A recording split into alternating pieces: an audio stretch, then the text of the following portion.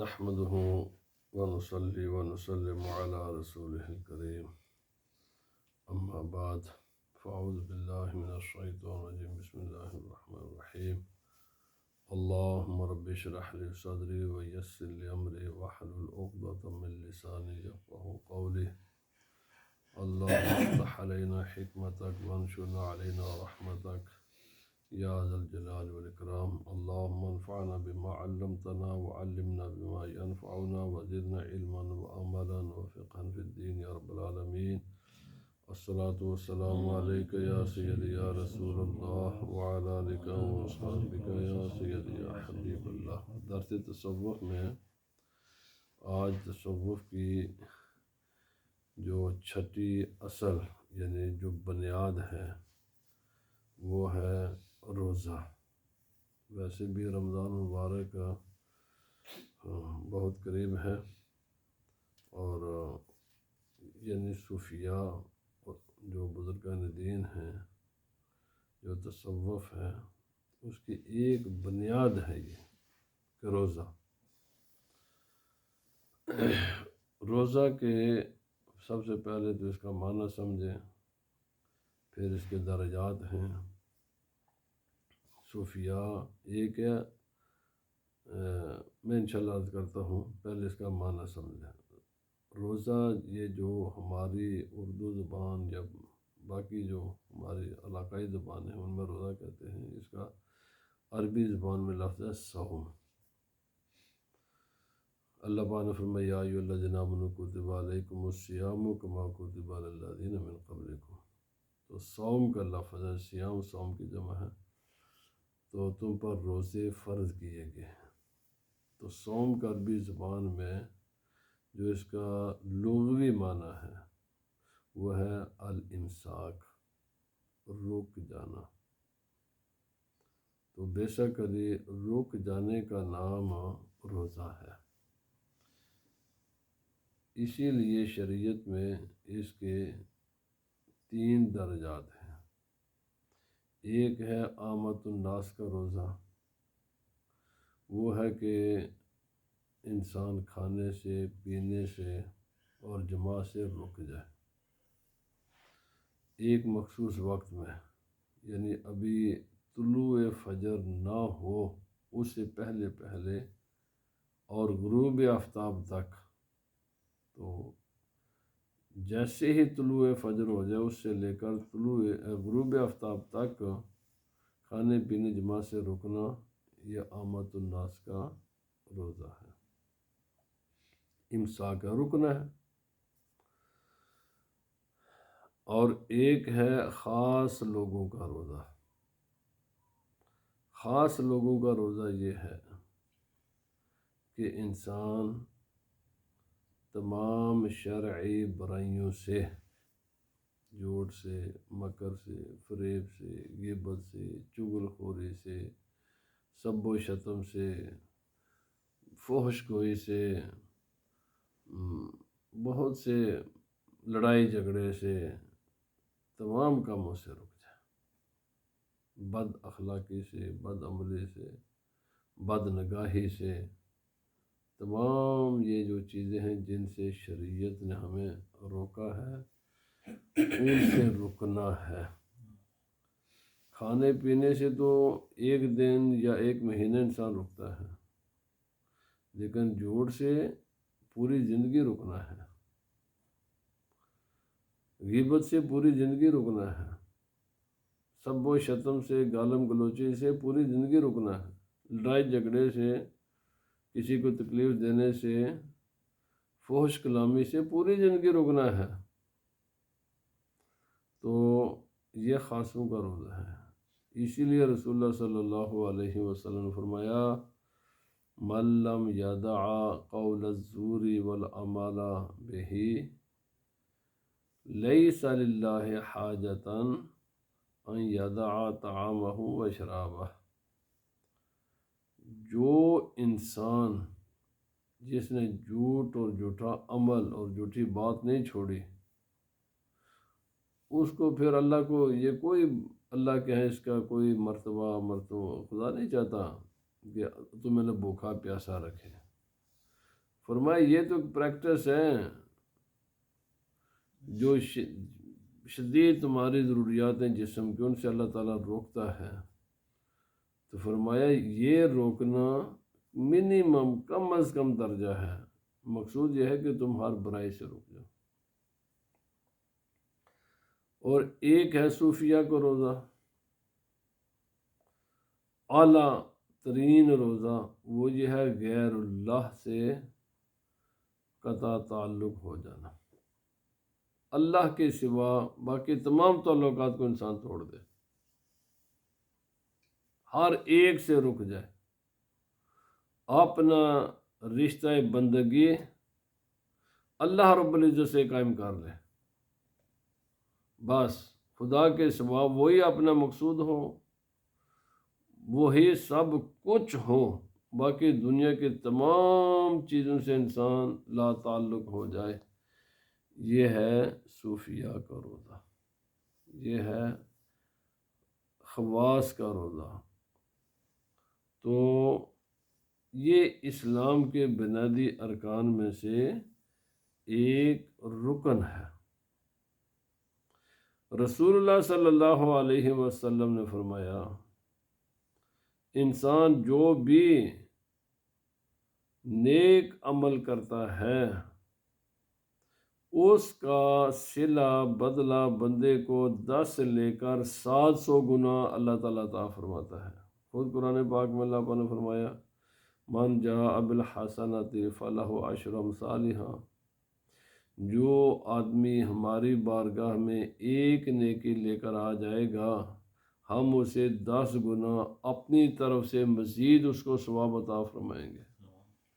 یہ اللہ کا وعدہ ہے، اور یہ ہر نیکی پر ہے، ہر قسم کے نیکی پر یہ وعدہ ہے۔ لیکن اللہ پر فرمایا مثل الذین ينفقون اموالهم فی سبیل اللہ کمثل حبۃ انبتت 7 سنابل فی کل سنبلۃ 100 حبۃ واللہ یضاعف لمن یشاء۔ اللہ کی راہ میں مال خرچ کرنے کا ثواب اللہ تعالیٰ نے فرمایا میں 700 گنا عطا فرماتا ہوں۔ یعنی یوں تو ہر نیکی پر 10 گنا ہے، لیکن مال اللہ کی راہ میں خرچ کرنے پر اللہ تعالیٰ بندے کو 700 گنا زیادہ عطا فرماتا ہے۔ رسول اللہ صلی اللہ علیہ وسلم فرمائے ایک عمل ایسا ہے کہ جس کی جزا، جس کے ثواب کا حد ہی نہیں ہے، اللہ پاک نے بندوں کو آگاہی نہیں کیا کہ اس کا کتنا ثواب ہے، فرمایا وہ ہے روزہ۔ اللہ پاک فرماتا ہے انما یوفی الصابرون اجرہم بغیر حساب، کیونکہ روزہ دار کرتا ہے صبر، اور فرمایا صبر والوں کو میں بغیر حساب کے اجر عطا فرماؤں گا، اس کا کوئی اندازہ ہی نہیں ہے۔ اس سے اللہ تعالیٰ نے اپنے بندوں کو آگاہی نہیں کیا، فرمایا میں خود اپنے دست قدرت سے اسے جزا عطا کروں گا اور اتنا دوں گا، اتنا۔ فرمایا کیوں؟ کہ سبحان اللہ، کیونکہ بندہ روزہ میرے لیے رکھتا ہے۔ ہر عمل میں ریاکاری کا، دکھلاوے کا جو ہے نا پہلو یہ موجود ہے۔ ہم نماز پڑھتے ہیں تو بالکل دوسرے لوگ ہمیں دیکھتے ہیں، زکوٰۃ دیتے ہیں تو دوسرا آدمی دیکھتا ہے، حج کو بھی دیکھتے ہیں، قرآن حکیم کو، اور عبادت کے تمام جتنی شکلیں ہیں تمام میں ریاکاری کا پہلو موجود ہے۔ روزہ ایک ایسی عبادت ہے کہ جس میں ریاکاری نہیں ہے۔ اسی لیے حضرت عیسیٰ علیہ السلام کا ایک قول مشہور ہے، آپ نے فرمایا لوگوں جس دن روزہ رکھو نا اس دن ذرا اپنے چہرے پر تیل وغیرہ لگا کر اپنے ہونٹوں پر تیل لگا لیا کرو تاکہ کہیں تمہارے ہونٹ خشک نہ ہو جائیں اور تمہارا چہرہ مرجھا نہ جائے بھوک کی وجہ سے، ایسے محسوس ہو کہ تمہیں بالکل تر و تازہ، تم نے ابھی کھانا کھا کر آئے ہو۔ تو مقصد یہ ہے کہ یہ ایک ایسی اللہ کی عبادت ہے کہ جس میں ریاکاری نہیں ہے، اور یہ وہ عبادت ہے کہ جو فرشتوں کے مشابہ ہے، انسان کو فرشتوں کے مشابہ بنا دیتی ہے، کیونکہ فرشتے کھاتے پیتے نہیں ہیں، فرشتے اللہ تعالیٰ کی نافرمانی نہیں کرتے۔ انسان جب روزہ آتا ہے تو یہ بھی ویسے ہوتا تو انسان ہی ہے، لیکن اپنے عمل کے اعتبار سے یہ فرشتے جیسا ہو جاتا ہے۔ اس نے بھی کھانا نہیں ہے، فرشتے بھی نہیں کھاتے، اس نے بھی نہیں پینا، وہ بھی نہیں پیتے، اس نے جمع نہیں کرنا، وہ بھی جمع نہیں کرتے، اس نے غیبت نہیں کرنی، وہ بھی غیبت نہیں کرتے، اس نے گالی گلوچ، یعنی وہ سارے کام انسان چلتا پھرتا ایک فرشتہ ہو جاتا ہے۔ اور رسول اللہ صلی اللہ علیہ وسلم نے فرمایا کہ صبر نصف ایمان ہے اور روزہ نصف صبر ہے، یعنی صبر دو پہلو ہیں نا جی، ایک ہے صبر، ایک ہے شکر، ہاف ایمان شکر ہے، ہاف ایمان صبر ہے، اور روزہ یہ ہاف صبر ہے۔ اور رسول اللہ صلی اللہ علیہ وسلم نے فرمایا کہ روزہ دار جب روزہ رکھتا ہے بھوکا پیاسا رہتا ہے، اور اس کے منہ سے جب بھوک اور پیاس کی وجہ سے جو اس کی بو چینج ہو جاتی ہے، بظاہر تو انسان اگر سونگیں گے تو وہ اچھی نہیں ہے، لیکن خدا تعالیٰ کے بارگاہ میں وہ جو انسان کی بو چینج ہوتی ہے وہ کستوری سے بھی اللہ کے بارگاہ میں زیادہ پسندیدہ ہوتی ہے۔ رسول اللہ صلی اللہ علیہ وسلم نے فرمایا کہ جب رمضان شریف کا مہینہ آتا ہے تو جنت کے تمام دروازے کھول دیے جاتے ہیں اور وہ کبھی بھی بند نہیں ہوتے، اور جہنم کے دروازے بند کر دیے جاتے ہیں، وہ کبھی بھی نہیں کھلتے، پورا رمضان میں بند رہتے ہیں، اور جنت کے دروازے پورے رمضان میں کھلے رہتے ہیں، اور شیطان کو بیڑیاں ڈال کر قید میں ڈال دیا جاتا ہے، پورے 11 مہینے وہ آزاد ہوتا ہے۔ رمضان کے مہینے میں شیطان کو قید کر دیا جاتا ہے۔ اب یہ انسان ہی پر ہے کہ وہ اس مہینے کا کتنا احترام کرتا ہے، ادب کرتا ہے، روزے رکھتا ہے، اور بس اسی لیے نبی پاک صلی اللہ علیہ وسلم نے، آپ منبر پر تشریف لے کے بڑی مشہور حدیث پاک ہے، اکثر علماء سناتے رہتے ہیں، سرکار دو عالم صلی اللہ علیہ وسلم نے پہلے سیڑھی پر قدم رکھا تو فرمایا آمین، دوسری پر رکھا تو آپ فرمایا آمین، تیسری پر رکھا تو فرمایا آمین۔ نبی پاک صلی اللہ علیہ وسلم خطبہ ارشاد فرما کر جب فارغ ہوئے تو صحابہ کرام میں تشریف لائے، تو آپ صحابہ کرام نے عرض کی یا رسول اللہ، خلاف معمول آج ہم نے آپ کی زبان اقدس سے 3 مرتبہ آمین سنا، کبھی آپ نے ایسا پہلے نہیں کبھی ہم نے دیکھا، تو اس کی حکمت کیا ہے؟ سرکار نے فرمایا جب میں نے پہلی سیڑھی پر قدم رکھا نا تو جبرائیل علیہ السلام میرے پاس آئے، جبرائیل علیہ السلام نے فرمایا بڑا بدبخت ہے وہ انسان کہ جس کو اپنی زندگی میں ماں اور باپ دونوں یا دونوں میں سے کوئی ایک مل گیا اور وہ ہے بھی وہ بڑھاپے میں پہنچ گیا، اور اس کے باوجود ماں باپ کی خدمت کر کے اس نے اپنا ٹھکانہ جنت میں نہیں بنا لیا، کتنا آسان سا کام تھا۔ اور میرے بھائی، ماں باپ کا دل خوش کرنا کوئی بڑی بات نہیں ہوتی، بس زبان ہی ہوتی ہے، آ کر بیٹھنا 2-4 باتیں کرنی پڑتی ہیں۔ ماں باپ کو تو اس وقت خواہشات ویسے مر جاتی ہیں انسان کے، وہ زیادہ چاہتے بھی نہیں ہیں، بس یہی چاہتے ہیں بیٹے بیٹیاں آ کر میرے پاس بیٹھ جائیں، 2-4 باتیں کریں اور گھر جائیں۔ ماں باپ کو خوش کرنا کوئی بڑی بات نہیں ہوتا۔ نبی پاک صلی اللہ علیہ وسلم فرمایا اتنا آسان طریقہ تھا جنت میں جانے کا، اور اسی لیے نبی صلی اللہ علیہ وسلم نے فرمایا ماں باپ جنت کے 2 دروازے ہیں، دونوں کو خوش کرو گے دونوں کھولیں گے، ایک کو کرو گے ایک تو کم از کم کھلا رہے گا، فرمایا جن کو دونوں ناراض کیا دونوں بند ہیں۔ جبرائیل علیہ السلام نے فرمایا تباہ و برباد ہو گیا وہ انسان کہ جس کو ماں باپ زندگی میں ملے اور پھر بھی اس نے اپنا ٹھکانہ جنت میں نہیں بنایا۔ تو میں نے کہا آمین، سرکار نے اس پر مہر تصدیق ثبت فرما دی۔ اس انسان سے بھی زیادہ کوئی بدبخت انسان نہیں ہے کہ جو اپنے ماں باپ کا بھی، تو میں نے عرض کیا کہ یہ خیال کرنا چاہیے ماں باپ کا۔ دوسرا، رسول اللہ صلی اللہ علیہ وسلم نے فرمایا جس انسان کے سامنے رسول اللہ صلی اللہ علیہ وسلم کا نام لیا گیا اور پھر بھی اس کی زبان بند رہی، پھر بھی درود السلام نہیں پڑھا،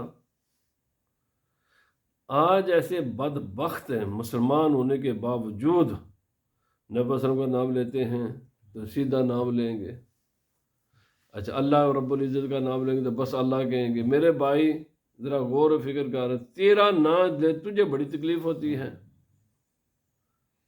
تجھے بڑی تکلیف ہوگی کہ میرا نام کیوں لیا؟ جب یہ رسول اللہ صلی اللہ علیہ وسلم کا نام لو بڑے ادب کے ساتھ، احترام کے ساتھ درود و سلام پڑھو، اور جب بھی اللہ رب العزت کا نام لو تو صرف اللہ نہ کہا کرو، سب جل جلالہ سبحانہ و تعالی، اللہ رب العزت، اللہ، کوئی ساتھ ادب و احترام کا بھی ساتھ لفظ بول لیا کرو۔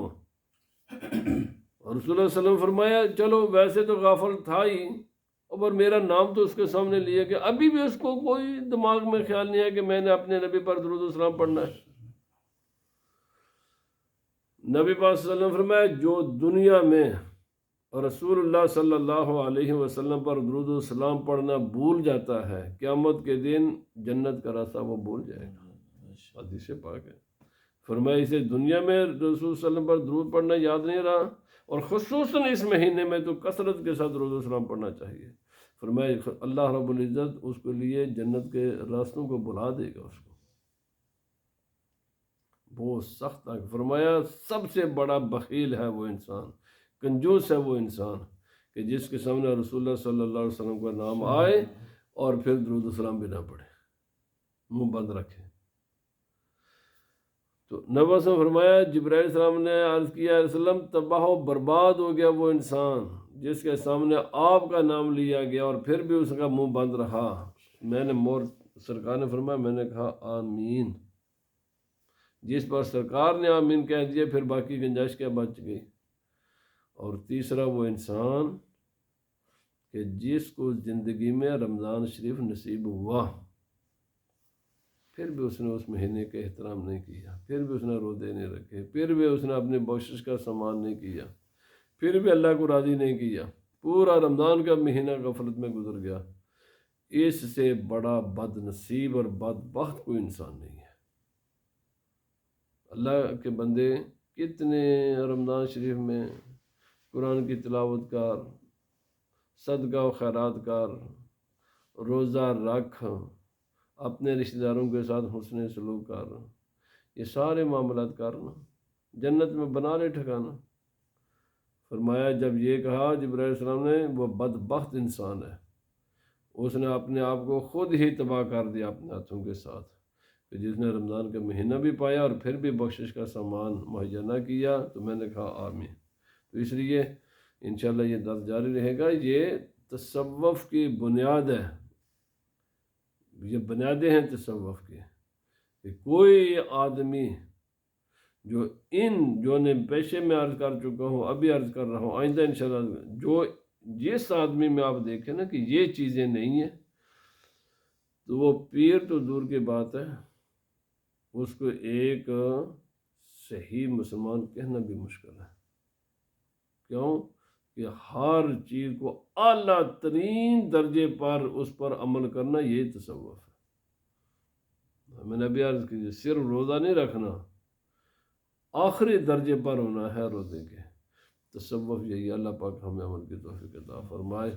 سبحان ربک رب العزت عما یصفون وسلام علی المرسلین والحمد للہ رب العالمین۔ اقول قولی ھذا واستغفر اللہ لی ولکم ولسائر المؤمنین والمؤمنات والمسلمین والمسلمات انہ هو الغفور الرحیم۔ ھذا هو المرام واللہ اعلم بالصواب۔